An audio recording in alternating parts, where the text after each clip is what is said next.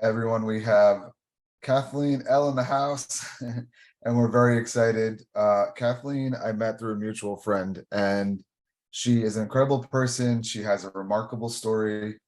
For she does some life coaching, I would say intuitive life coaching, and she's also a best-selling author. She wrote a book called Shattered Together, correct? Correct. And she's also featured and two other books, one called Women Who Rise and the other one called Women Who Empower. And Kathleen is incredible. I can't wait for you guys to hear her story. And she does these really cool, I was just asking her how to word this because I trusted her enough to just jump into one of these sessions. I didn't really know what I signed up for, but it was incredible. It was a journey, and it's emotional processing, finding out where your story is and then finding a way to reprogram it. It's very powerful. I did surrender to the process and gained a lot of insight. So I appreciate you affording me that opportunity, and hopefully people will check you out and want to go on a similar journey. So welcome to our show. How are you? I'm awesome. It's great to be here. Thank you. Yeah, it's really good to have you here. So tell us about your incredible story, like where it all began. Well, it all began when I decided to come on this earth, right? Right, I knew you could say that. um, I Go ahead. What was that? I said I set you up for that. Mm-hmm. You hit it right off the tee. All right, go ahead. Yeah, it all began when I decided to come on this earth, and I feel like I really came to move through some experiences that I've had stuck in my soul and reprogram all that. And I think the catalyst that really changed my life forever was in 2010. My son took his life, and he took his life when he was angry at me, so he wasn't speaking to me. And a month after he transitioned, I found out that he'd written a letter saying that he didn't want me at his service. So I would say that catalyst in 2010 was the reason why I stepped into my journey of moving through the limiting beliefs or the programs or experiences I had as a child, to reprogram all that and to be able to live life to its fullest. I was born to, an abusive alcoholic who shot at us before I was 4 years old. My mom got involved in the chaos of alcoholism, so there was always, physical, emotional abuse, experienced sexual abuse as a child. And, throughout most of my life, I recreated some of those situations because that's the program in which I was taught that I didn't trust. I didn't feel safe to be angry. I didn't feel safe to express my true feelings. And so I was constantly on guard. And because of my son's suicide, it helped me step into the most painful experiences I've had in a new way. It helped me to experience the actual fear, the pain. And the more that we step into it, the more free we become from it. So anything we try to avoid just grows. And the more that we say, okay, let's look at you, let's see you for all that you really are, and live life to its fullest. Wow. I'm glad that you said that the way that you did, because I was originally, when I asked the question, it was like, okay, start us off with kind of the beginning of your journey post your son's death, right? But the truth is, it began when you took your first breath, right? And so I'm curious, like the journey of having to go through all of what you went through emotionally, psychologically, after your son's death. Like, at what point did you realize that there was, like, how were you before that happened? And at what point after his death and going through your own journey did you tie how you were handling that situation with what happened to you before that? So I just have to add to, you said, my journey started when I took my first breath. I really feel like my journey started when I was in utero, like My mom lost her son to SIDS when she was pregnant for me. And my grandmother lost her son to, her son being taken away because he was born out of wedlock. So back then, that wasn't allowed. So there's generations Yeah. of us losing our only sons suddenly and traumatically. And of course, I didn't know that when my son transitioned, but I do today. I know that there's a program that I was carrying in my body with losing our first sons, our only sons. And I think it was as soon as Logan transitioned, I constantly started to get signs. So I knew that there was something more that I wasn't seeing and experiencing. And so I stepped into a journey quickly within the year. I went into cognitive thought therapy. I was doing energy healing. I was working with intuitives, working with mediums. Like I stepped into it pretty quickly. Mm-hmm. And it was about 5 years in. I remember we were coming up on the 5-year anniversary of my son's suicide. And I had said to my cognitive thought therapist, I was like, listen, I'm doing everything right. I'm doing it all. I'm stepping into the journey of healing. And I still feel numb. I feel disconnected. I'm sad. I feel a little depressed. Like, I don't know where this is all coming from.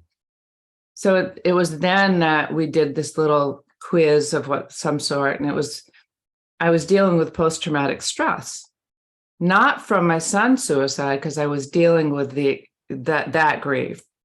However, I was dealing with the post-traumatic stress from my childhood. Because I did all the self-help books, I did programs, I did all of that, but it was intellectually, I was understanding it, but in a cellular way, I was not reprogramming my body. I was still recreating what I've known. So just because you intellectually could understand it, it didn't allow me to go in and recreate new programs around that. So if I may, I can tell you a little story quickly about when my father shot at us. I can't remember if I was 3 or 4 years old. When he shot at us, my mom had brought us into the bathroom and closed the door because he had forewarned us he was going to get the gun. And she put my sister and herself in the bathtub. My sister's 3 years older than I was. And then she put me in between the toilet and the wall. And at that moment, my program in my body was, I'm abandoned. I'm not worthy to be safe. I'm separated from my mother and sister. What about me? Like that program was, what about me? But as I have gone through my healing journey, I've realized now that there's new information from that story. That 3 or 4-year-old is no longer ruling my life. Today, I can look back and be in that experience and understand that my mother didn't put me there to separate me or abandon me. She put me there to protect me. That was the best, safest place for me to be. Mm-hmm. And she also was willing to stay in a relationship that she was physically abused on a regular basis because she was afraid of having her children taken away, instead of the program that I had created as a 3-year-old. And that program as a 3-year-old, and there's many other programs that had been created, had led me through multiple relationships, multiple religions, I joined as many churches as I had been married. And that's 3 times, by the way. And I was constantly seeking on the outside for validation of where I was. I became a legislator before I was 30. I'd served the governor. I was a CEO. Like everything I had done is about striving to prove my worth in the past, and every time I got to a certain level, it still wasn't enough. I wanted more because I was seeking the validation on the outside for how I was feeling empty on the inside. And that all shifted about 5 years after Logan transitioned. I stepped into, the regenerating images and memory. I stepped into plant medicines.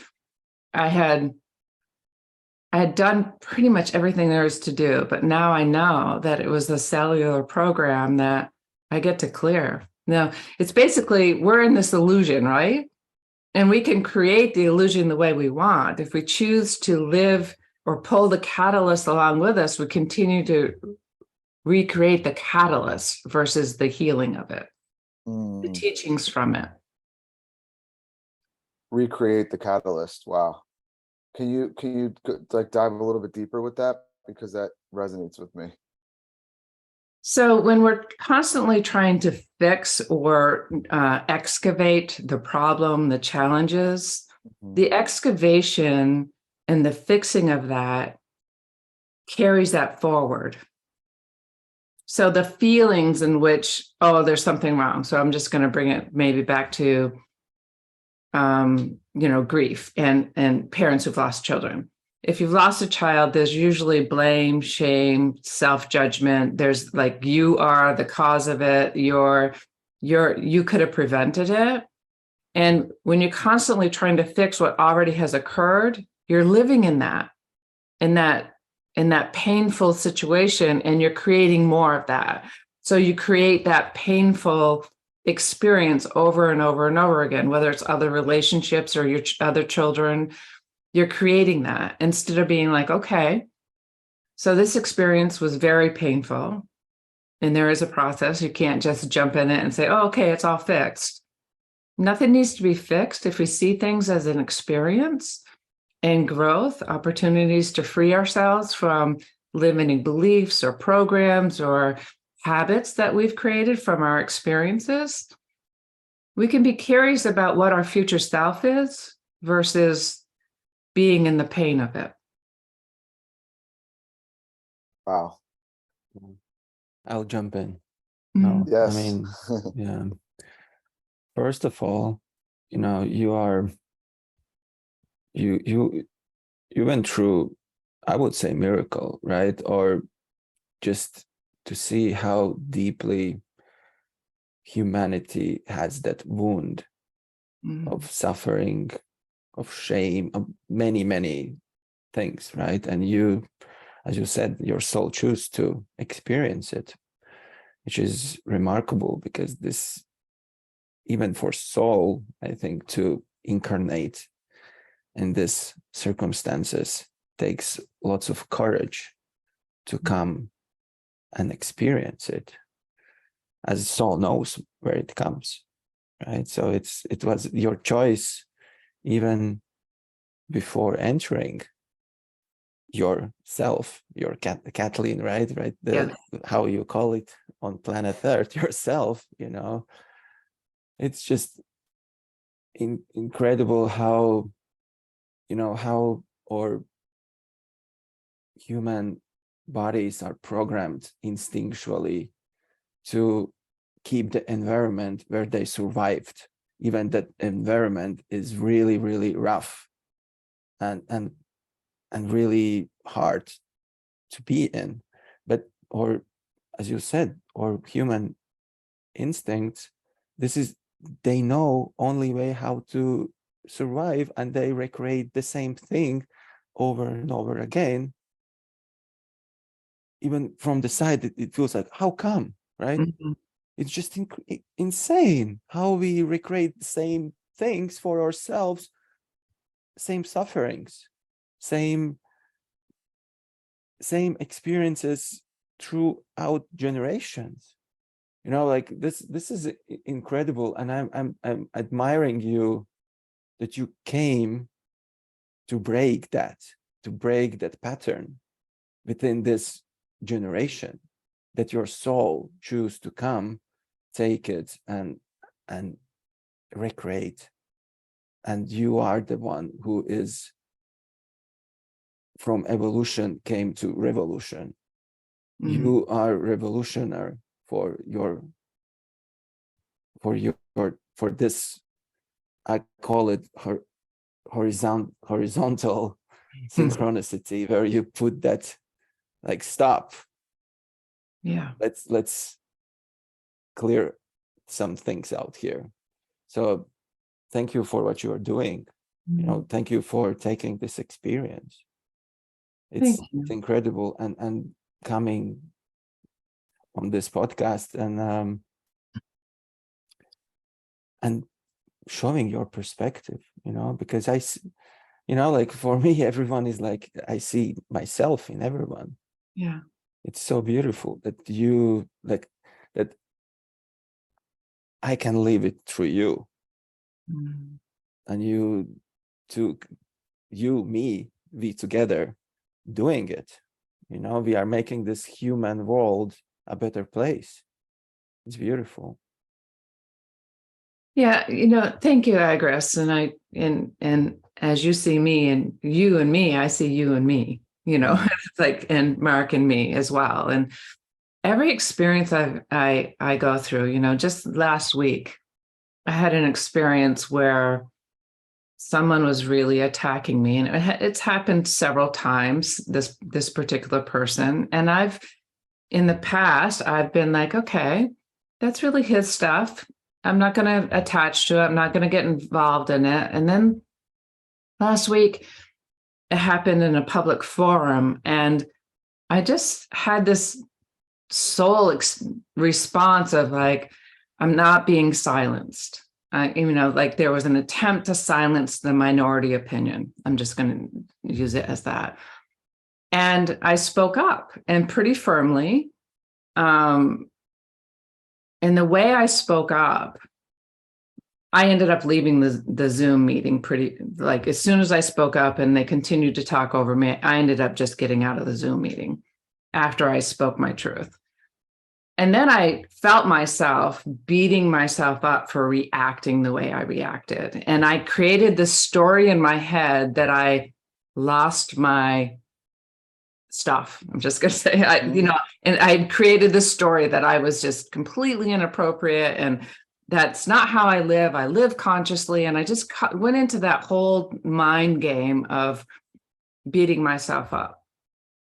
And then I was like, no, so this is where the change happened for me, is that no, if I'm living consciously, be curious about the experience and what my reaction internally was toward the words that were coming at me. So just because someone speaks something to me doesn't mean it's truth. It's information that's feeding me to say, okay, where in my body do I believe it's true? And what's created that program? And then hold myself in compassion for that time when I have rejected myself, how I've shown up, how that other person had shown up in the past, where I've rejected myself or not seeing the full truth around that. Because the truth is that the energy in which that we get to live in is really love. That's really all there is. What causes all the other friction or the chaos or the limiting beliefs is the beliefs that you have within your body. That's what causes it. And I believe that every time an experience happens that I will say trigger us, it's an opportunity for us to find where within us that we haven't accepted ourselves yet, or held ourselves in compassion, or we've rejected ourselves, or we're blaming ourselves for something.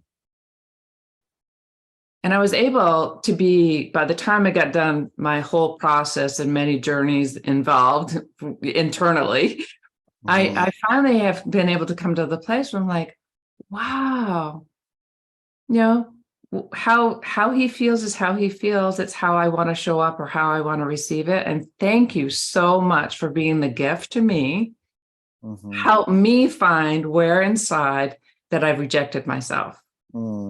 So no longer am I attached to their words, their actions. I'm no longer attached to that. I'm more of like holding myself in compassion. And when I hold myself in compassion and the deep truth of love, then that's what I project out. People can receive it or not, that's up to them. But how I show up is up to me.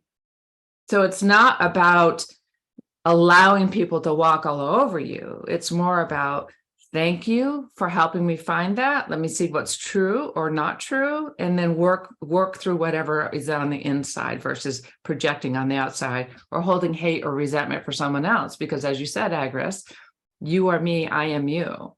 And so if I'm angry at someone else, I'm really angry at me. So it's seeing it from a new perspective. Yeah. Or when you get into that state of that higher frequency, we call it love, Mhm. right? This is what you get projecting onto yourself as well. Not that you project out of you, but actually you receive that way everything, whatever it comes. That's why you said you recognize that it was actually a gift to you to receive. Mhm. So it's beautiful. It's really beautiful. And we just started this episode, and I feel like we already touched so many things, and spoke about so many things. And my question is like this, and I always like to come to this present moment, right? And like considering everything, all the experiences and all you observed during your lifetime. It's like, what do you want to create from this place, from this present moment? I want to create my future self every moment.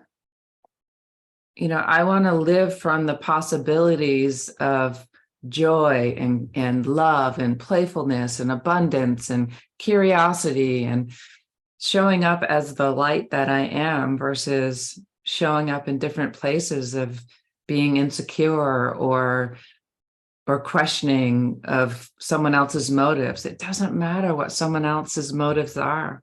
It doesn't matter. If you show up as the light and you're really truly the light, the experience I had last week had me contemplating, like, how did Gandhi do it? How do some of these spiritual leaders really live in their true love, their true presence, even in the chaos of life, the chaos of whatever is happening? And so I was able to just be like, how do you walk by someone that might have scared you in the past? You walk by with love. Someone lashes out at you, you just be the love you are and keep walking. Beautiful. Mm-hmm. Did I answer your question, Agris? Oh yeah, like, I mean, it's beautiful. This is how I approaching every moment, just from being myself, right? Because we finally come back to ourselves. Mm-hmm. We finally came back to our authority. And I think that was because that reaction which came out of you from that Zoom meeting is that, wait, why I'm not here to please anyone, because I know what I know, and that's all I have, right? My truth, and that my truth can change even in next minute, but this is what I have right now, so I will be my truth. And I think this is where everyone should come to that individuality of themselves, to their self-authority, self-love, self-acceptance, and all those things, and start to create from that center, from that place, whatever it is. It's a great point, Agris. The clients I work with, one of the first thing I say is that truth changes. This is a journey.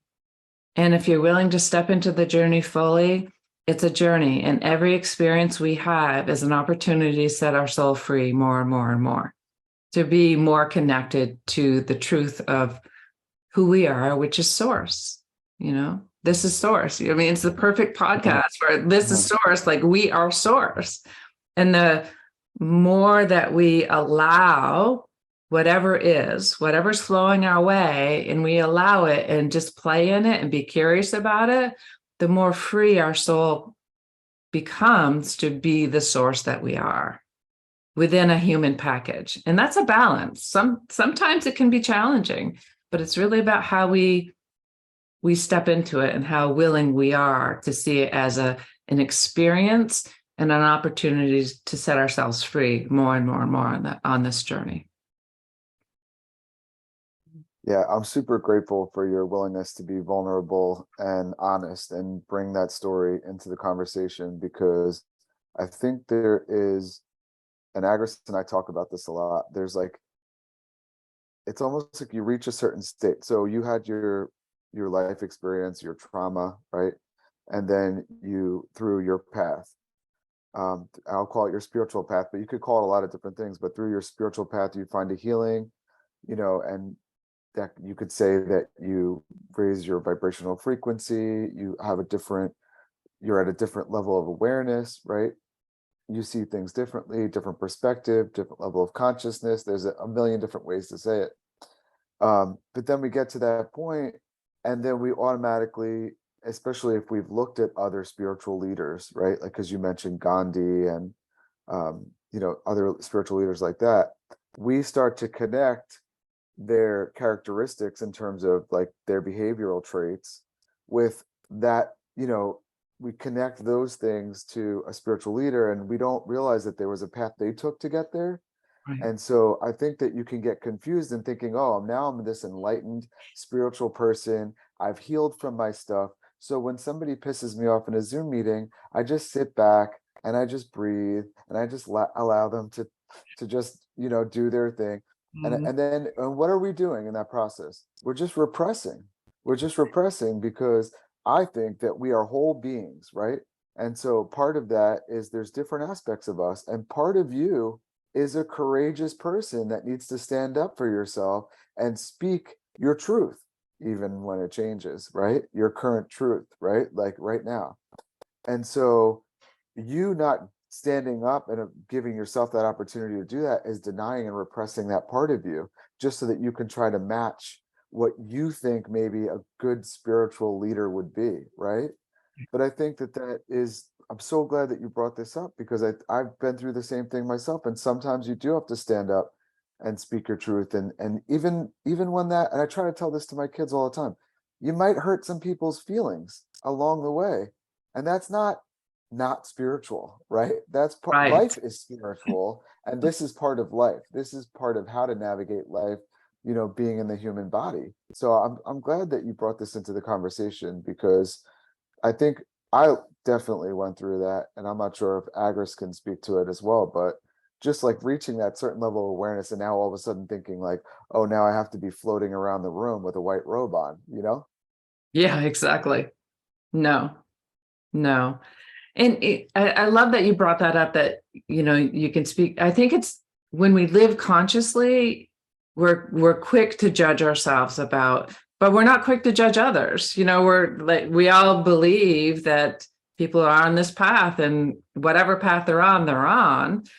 But when it comes to us and we reflect in a way that, or we show up in a way that we wouldn't consciously show up in the past, it really is suppressing ourselves or repressing ourselves. It's not allowing us to be who we are.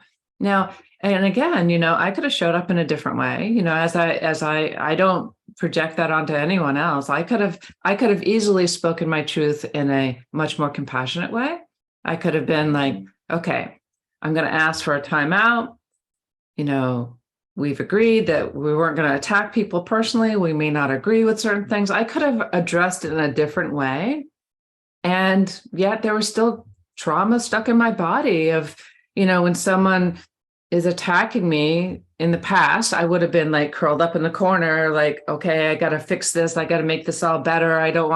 Or I would have come out attacking like a mother bear, and it was not pretty.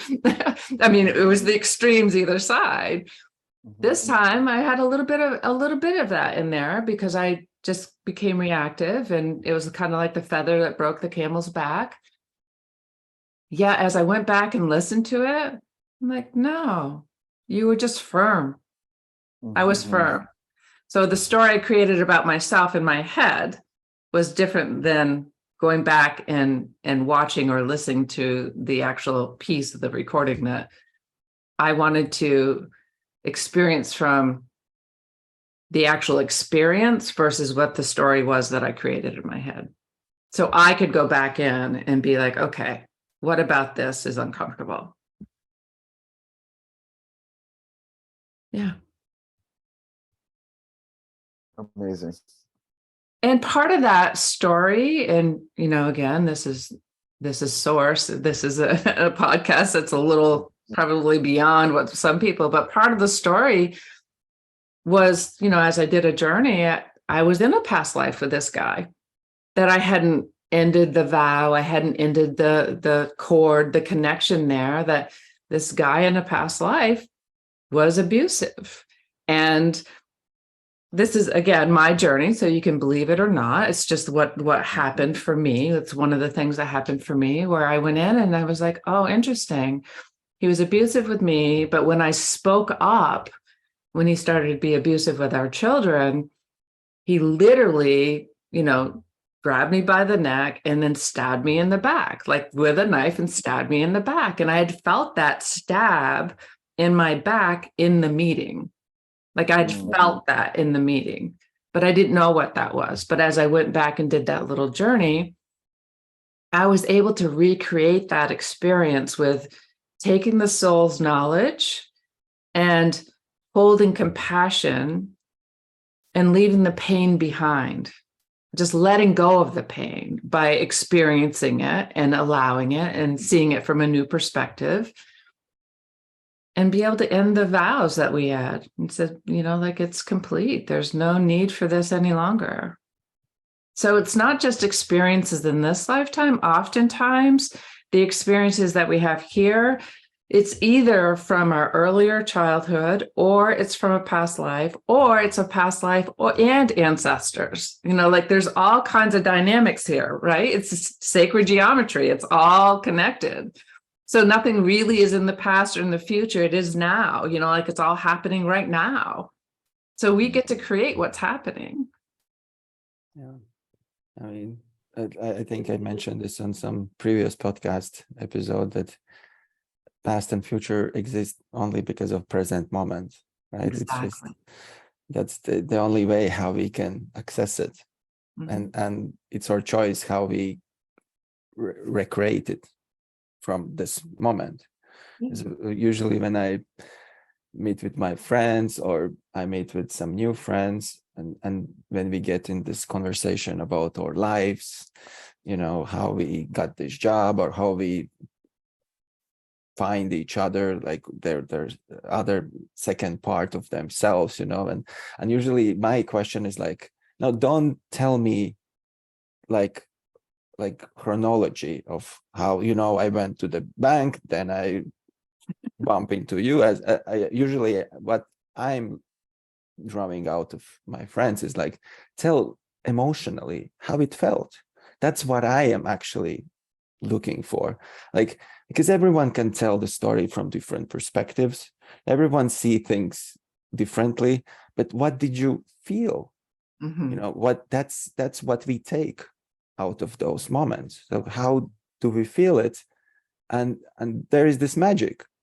Now we actually can change that, how we feel about that. That's the gift when it comes out, right?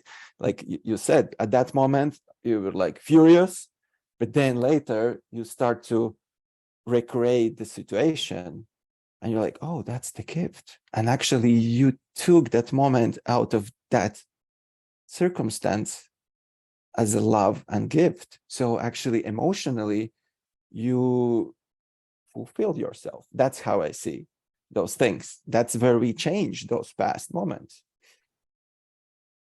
Yeah. And I also feel like it's about attachment. We humans become attached to things, people, part of our suffering or unnecessary suffering is the attachment that we have in anything that it is or isn't. For example, we become attached to what we want, what we really want versus what we're in. So when we become attached to what we want, we're no longer allowing the experience that we're in right now to just flow. Like it's about flow and allowing. Like it just is. And if we're in the flow, even if we don't feel like if it feels constricting or restrictive, then that's information in and of itself that, okay, if this is feeling restrictive or constricting or hard, then maybe that's not the right path. Maybe that's a side path and we can redirect. It's information and redirect. It's guiding us, or maybe there is something that we get to work through that we're still carrying. but not always is it something that we have to work through. Sometimes it's just information to say, you know what, that's no longer in alignment with you. So what's next? What are the infinite possibilities that can come from this? What is it that we want to create? And not be attached to the specific outcome, but be in the energy of how it, like you said, how you want it to feel, how you're feeling. How can you feel? Because if you're feeling pretty restricted and heavy, then you're going to start creating from that restrictive and heavy space. So shift, if you're feeling that, shift that energy. Go dance, go for a walk, meditate, scream, do whatever you need to do to shift that energy to get it out of your body. Yeah. Instead of keeping it trapped. Mark, isn't it your life work? Like work? I knew you were thinking that. Yeah, I knew. But all the bells were going off in my head. Everything that you were just saying is basically my life's work. I mean, and when this was brought to my attention, I literally saw how it plays out in my life moment to moment. And it was like, and then I found out where it is in the body, right? And then I could feel it to the point where I was in the middle of telling a story. You feel sometimes obligated to tell someone a story to bring them up to speed, even if it's a shitty story, right? And all of a sudden, like, I literally felt my chest like getting tighter as I was telling my wife this story. And I was like, you know what? This story is not important. I'm going to go for a walk. And she was like, that was the first time I've ever done that. Because I always in the past would just suffer through it just to get the story out, because maybe I thought there was an important message in there, or I had to make my point, or someone needed to know what I just went through. The bottom line, it was an uncomfortable situation and it made me feel constricted, and I didn't like that feeling. And it was like, you don't have to tell that story. It wasn't even my story, actually. I was just reiterating somebody else's story. So, and then I just went for a walk, and I felt like a new person. I just walked around the block. It wasn't anything that exciting, but I came back feeling like a totally brand new person. I'm like, all right, what do you want to talk about now? It seems kind of extreme, but that's exactly what you're talking about. And I love that you said, I forgot actually who said this, but this is what popped up in my head about asking. Oh, Agris, you said about asking your friends. I don't really care what time you showed up where. I want to know how you were feeling. I want to know your emotions. And I love that you said that, because when you ask a question like that, you cause someone to focus on that. I don't know how I was feeling. I know I showed up there at 10 o'clock. I know I had to leave by 10:30. I know I went here at 11, but how were you feeling, throughout those things? When you ask a question like that, it brings your level of awareness to somewhere where it wasn't just a minute ago, right? And paying attention to our emotions opens up a whole new world that we were never aware of before. And like you said, Kathleen, like then that ends up being, should we go on this path or should we go on this path? Should we make this phone call or should we not? Like, should we choose this or should we choose that? It's, well, how does it make you feel? Like, what's the message that comes in through that emotion, right? What's it trying to say to you? Where is it? And what's it attached to? It's amazing. The intelligence is incredible, but this is part of becoming the new human, right? This is like where we're evolving to right now. It's paying attention to all that and allowing that to be integrated into our life moment by moment. It's crazy. It is crazy, and I love it. I mean, that's why I get excited about that, because I'm like, okay, what's next? Like, how much fun can be created from this? Before I even sat down with you guys, I connected my heart with their hearts, and I mean, like, what is it that we're going to, make sure that or may I be an open vessel so we can have whatever flow through us be the message that the universe needs or wants, like, it's not, I wasn't attached to a particular subject or outcome. It's just more like, what does the universe want us to share in this very moment? You had mentioned, you had said something about, you telling someone else's story. I'm like, isn't that curious though? Think about it. How often do we tell the story from our lenses every single time we tell someone else's story? Because we heard the vibration in which they told us the story, not necessarily the words. We heard their vibration. We felt their vibration. And in turn, we filtered it through our filters and our experiences to retell the story later, which may not have been their story at all. Because we all have different filters from our experiences that we've had. Mhm. I mean, isn't it this most of society is driven on that intellectual approach of things, which is intellectual is just like piece by piece, event by event, thing by thing, you know, like that's it's, and that's actually, I think even you, when you said going through your experience, that intellectually you kind of, yeah, I can put pieces together, but how do I feel about that? What actually, what my intelligence, what my heart is feeling about that. So, and people tend to stay in that head most of the times, stay in that head, and they don't want even to access that intelligence of love, intelligence of seeing things in whole, in whole beauty, in whole context of everything, you know. So I think that's the difference where we are going now, humanity, where we are going to tap into more and more to come out of that mind games into that intellectual intelligence and feeling things more than they are. Yeah. Yeah. And I'm not sure.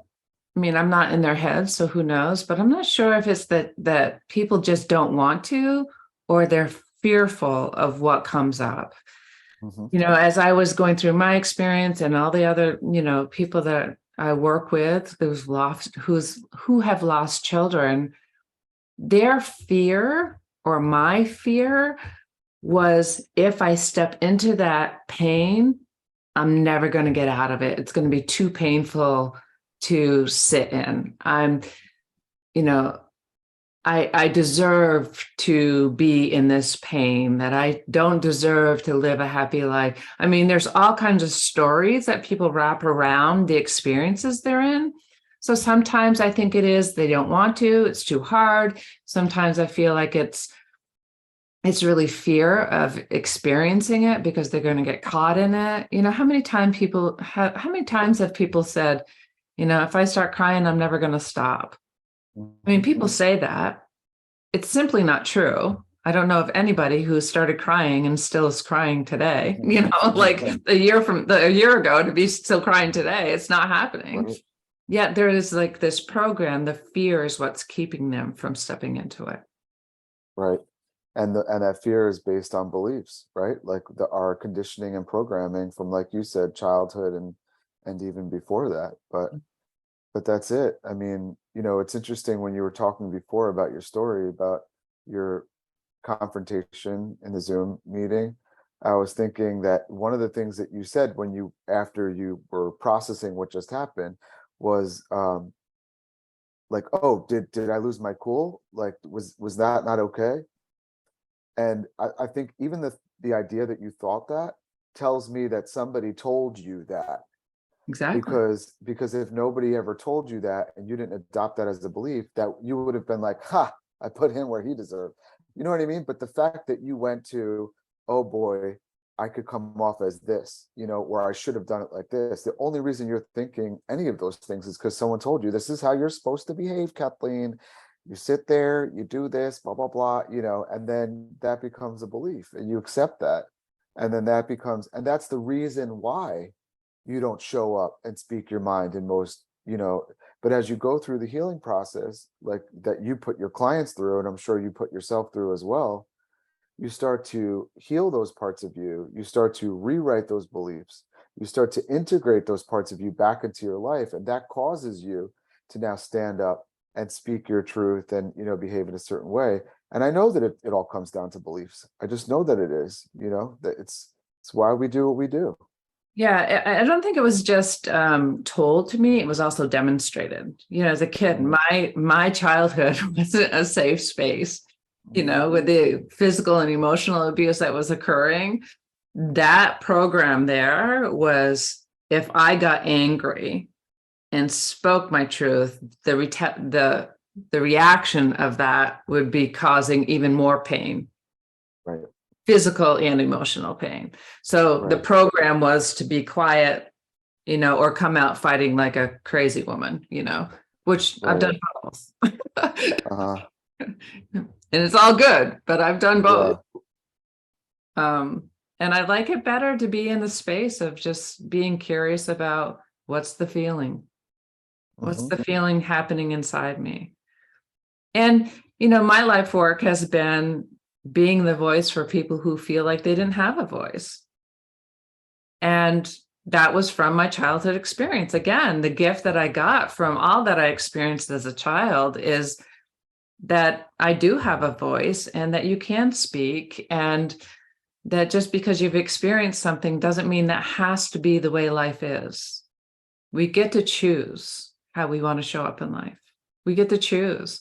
I mean, I can tell you that the 13 years of this journey hasn't been easy at times.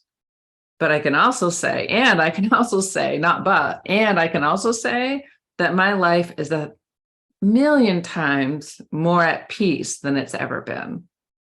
Mm. So from those experiences, I've been able to just see from a whole new perspective, be from a whole new perspective, feel from a whole new perspective. Just reflecting on what you just said, is just, for me, that's beautiful picture within came that that the listening is a past, right? And Yeah. the voice is the future, but we are the present moment. Mm. And we synchronize this within that past and future and express ourselves. It's just, for me, it showed in such a beautiful way, and it's like, if everyone is just sitting in past and they don't create that future with their voice, Mhm. then there is no future. There is no future. There is no future moment, because then you will live all the time in past. So thank you for you to create this future moment using your voice. Yeah. Thank you. Yeah, and thank you. I just want to add to that. Thank you also for helping us to bridge the gap and from, victimhood, like a victim of a situation, to the gift, right? Because ultimately there is a gift in every tragedy that we go through in life, but some of us never get to that point, right? And I Right. think what I heard you saying was that this is something that's been carried down for generations, right? And so, but then you were willing to walk through it, right? To really feel it, and like, because it took going through that, right? And feeling every inch of that in order to get to that part where it becomes a gift. And so that's incredible. Yeah. The gift of all the experiences I feel are, it's generational. You said, like, what we carry in our body is 7 generations back and 7 generations forward. And everything that we create new stories around, every time we free our soul from another past limited belief or experience, it opens us up more and more and more. And so not only does it affect us, but it affects all those generations. And so everything that I heal generationally, I'm just going to use my, losing our only sons for 3 generations. Every time I create, I see it from compassion and love, not suffering and sorrow and holding on to, like, if I went through a journey with ayahuasca with, experiencing that sorrow that my grandmother had carried forward to my mother. And then my mother, not only my grandmother's sorrow, but my mother's sorrow that carried over to me. And then my experience with Logan, my son.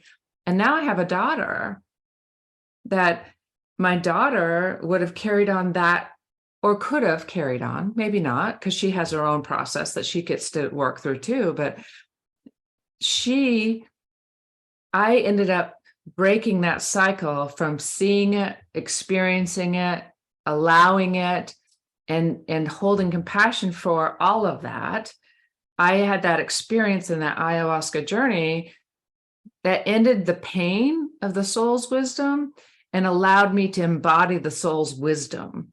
And therefore, my daughter doesn't have to worry about losing her only son if she chooses to have a child. Like, I've ended that. There's no more of that. And I also ended it not only for me, but for my mom and my grandma. So they may not, my grandmother has already transitioned. My mom's still on this earth. She may not feel that here in this lifetime. As she comes back, she's not going to have to deal with that in the future, because I've already worked through that for her. So she doesn't have to experience that in the next life. Or at least the part of it. Who knows what else they're going to experience, because it's their soul, not mine. Yet we're all connected. So Yeah. Curious if she.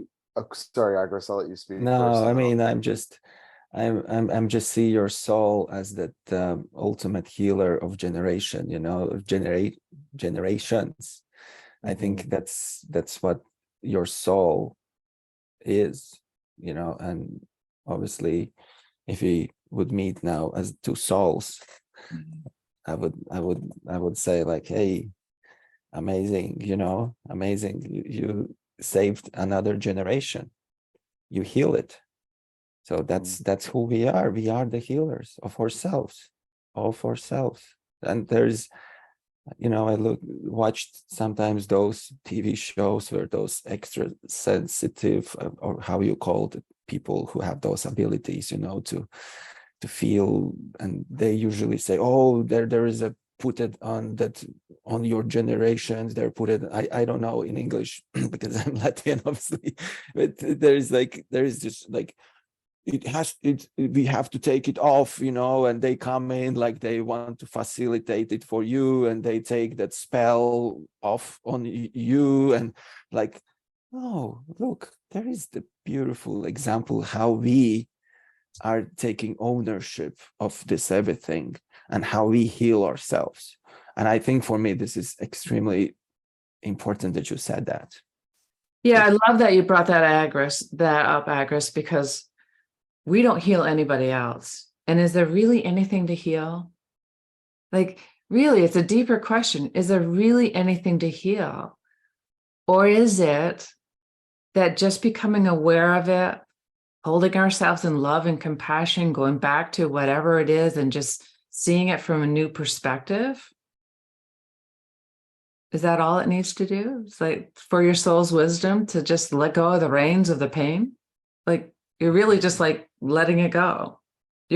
Once you become aware of it, it no longer is what it was. Once you become aware of it, it is that simple. It is that simple. Yet we've created so many programs and so many, and I'm not saying that it doesn't take time to get to that, because sometimes it does. Like, sometimes it's a journey, right? Like, you're not going to start where we are right now. Some people need some processes to understand how to get there. But is there really anywhere to get? Like, every time I speak something, I'm like, wow, there's really nowhere to get. It's just now. Like, so it's an illusion, like there's again, it kind of goes back, like another journey around this whole experience on the Zoom call. Like, I had asked, like, show me clearly why I'm experiencing this again, so I don't create it again. Like, I want to find what I'm missing here. And, this like the Hollywood squares. Do you remember the Hollywood squares where they're all on this box and then their faces showed up in these boxes? And I heard the voice, it's your game. you asked for them to play in your gang. So what do you want to do about this? Like, you asked for this. So I'm like, oh, curious. Yeah, that's just fun. Yeah. I no longer want to play that game. Like, I'm done with that game. So let's create a new game here. It's really the energy, how we show up and step into it, really. There's nothing to heal. We are souls in this human body, or, you know, the human body is the vessel in which our soul gets to live here on this earth. So we get to decide how we want to show up and what energy and how we want to live. I don't want to live in pain. That's very, like, I've been there, done that. I don't need to be thrown off the cliff and be shattered in pieces for me to hear now, to understand now.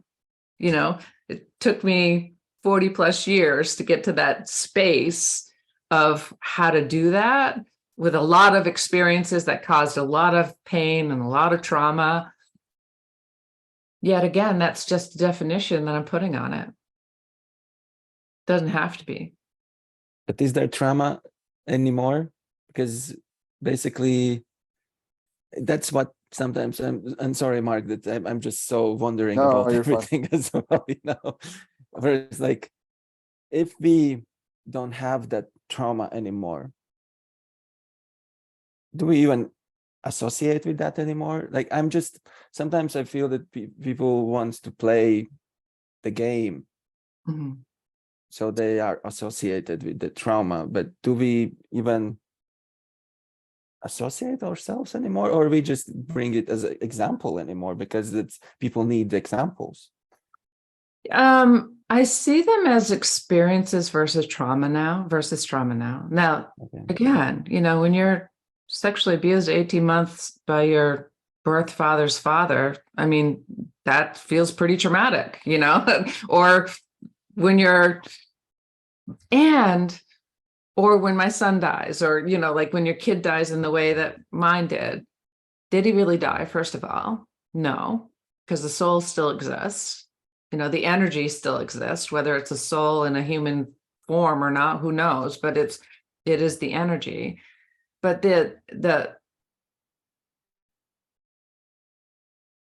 I see it as an opportunity for our wisdom to be remembered. Beautiful. Not as a trauma. I see it as an opportunity for our wisdom to be remembered. And yet there's an experience that you have to go through in order to feel the wisdom and release the pain, release the attachment to the pain of it, or to the experience. This has to go in books. It's beautiful. I love it. You know, it's beautiful. Mark. We are wrapping up. I know. Yeah. So I think, it's like an invitation then, right? It's an invitation to open up to that inner wisdom, right? Mm-hmm. It's an invitation to open up to that wisdom, to open up to, you know, the awareness of what beliefs you might have around anything. It's also a guidance, you know, for you to be able to start to listen more closely to your soul's wisdom, so you can create experiences in your life more often out of joy and love and fun and compassion and abundance and all the playful, like, good feelings that you feel, and use the feelings that don't feel so good as, okay, is there something in me that I get to work through, or is it just not the right space, or not the space that I'm meant to be in this moment? Like, I get to it's kind of like riding the waves. Sometimes you're going to go under the wave, period. No matter how much of an expert you are going to go down. Mm-hmm. Yet the more you practice, the more you're in it, the more flow. When you're in the flow of that wave, and you see some of those surfers, I'm not a surfer, but I can just see them, and I can almost experience them surfing when they're really in the flow.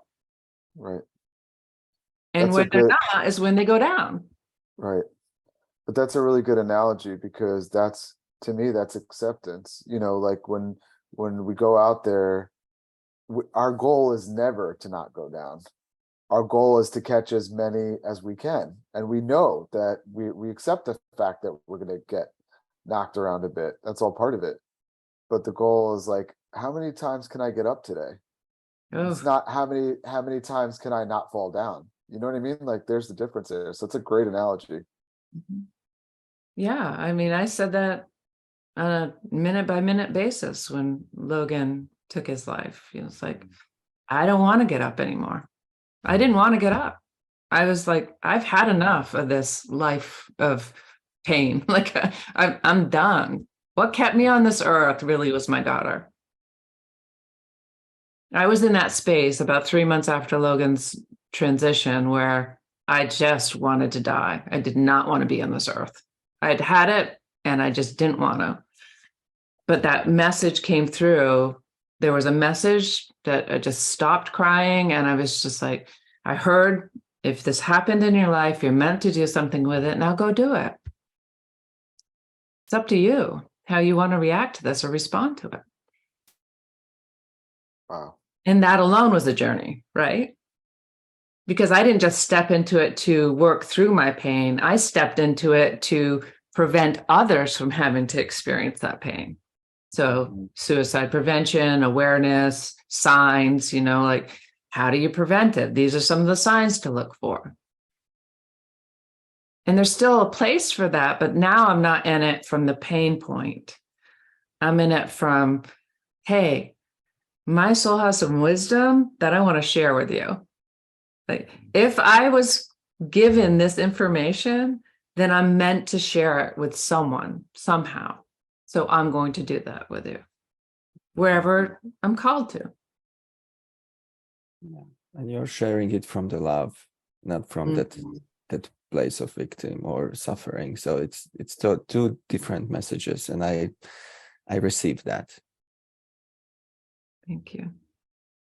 You guys are angels. I love it. Light beings. I know we have to wrap up, but I do have one last question.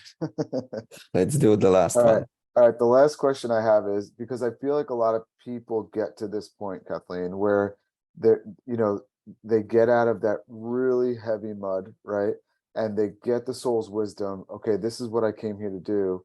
Now it's time for the humanness to do something, like for us to take action. So yeah, you can do it from a place of love, but what if, your conditioning from childhood is now getting in the way of you stepping up? Because now you have to be like a certain type of a person that's willing to stand up and speak these messages to people and to be supportive and to put yourself out there as now someone who can be a healer and a guide.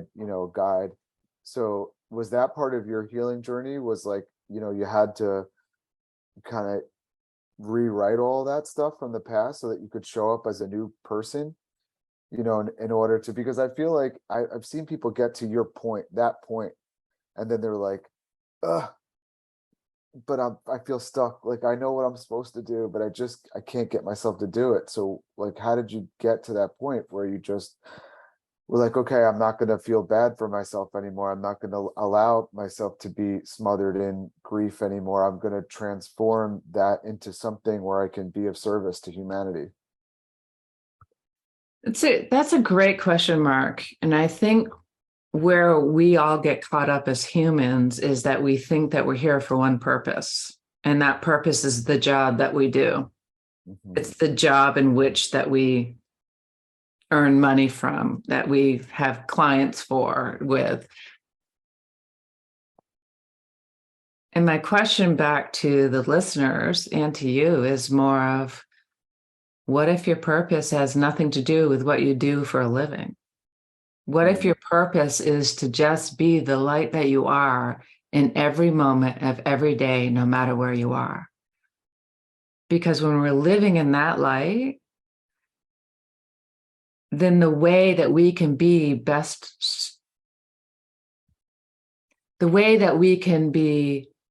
the most helpful or being the best service is by being that light.